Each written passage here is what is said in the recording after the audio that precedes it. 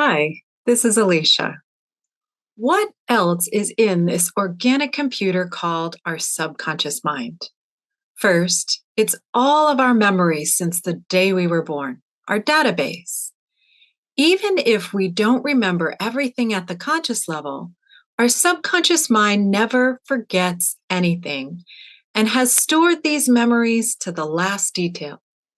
If we need to, in hypnosis, we can access that memory bank. The second programming we have in our subconscious mind is our habits, the good, the bad, and the practical. Habits cause us to automatically respond in certain ways when something happens. The phone rings and we answer it. All habits are initiated at a conscious level with conscious thought.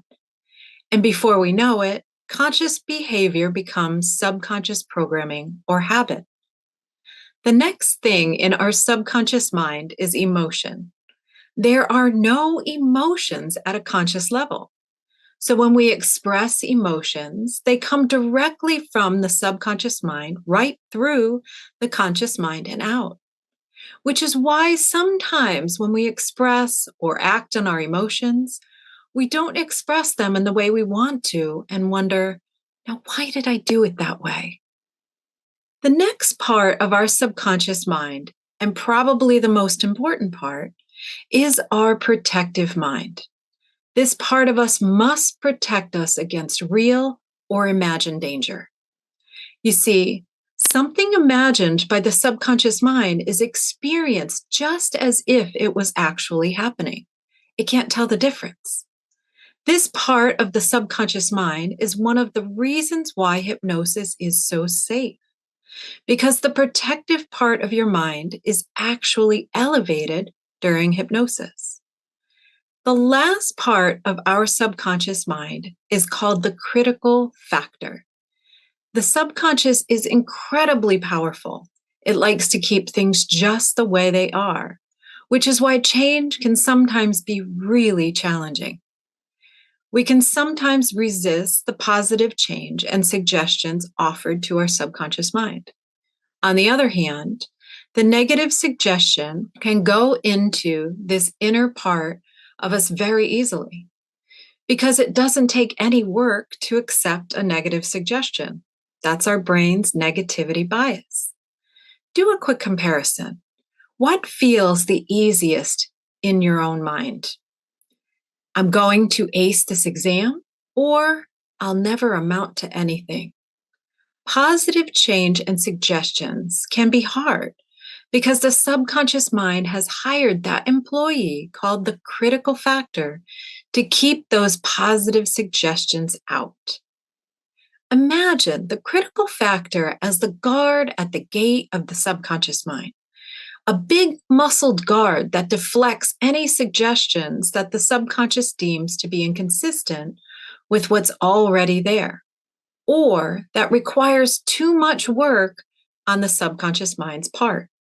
For example, our programming tells us we're not that great or smart or capable, even though we hear positive things from our friends, family, bosses, or even ourselves, because that your great information is contrary to what's already in the programming of your subconscious mind.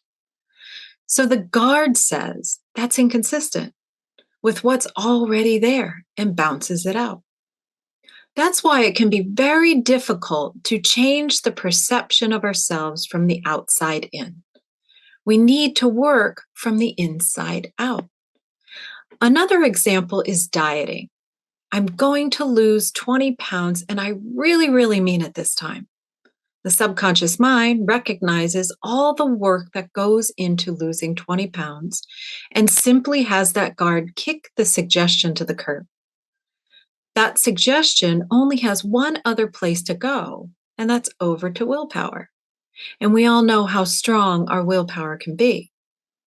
Now, this part is the most important part of this whole talk, so listen carefully.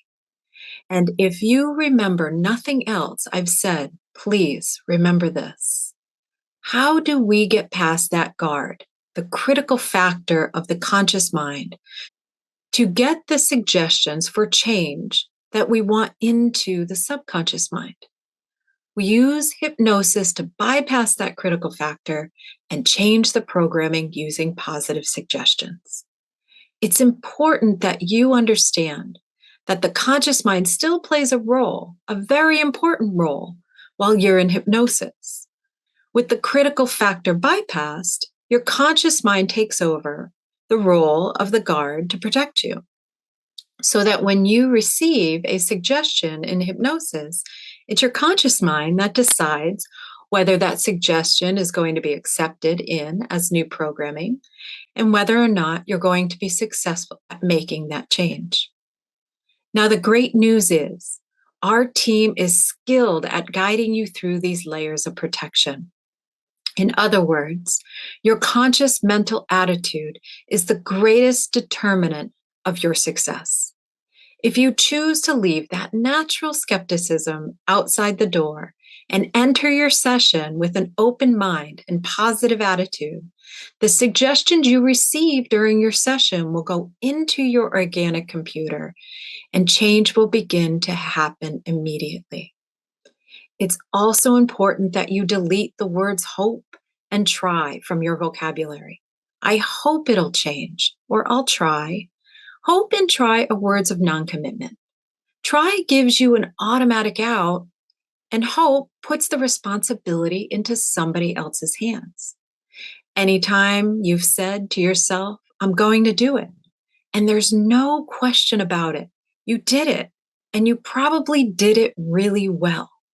Delete hope and try and substitute I will or I can, then relax and enjoy your success.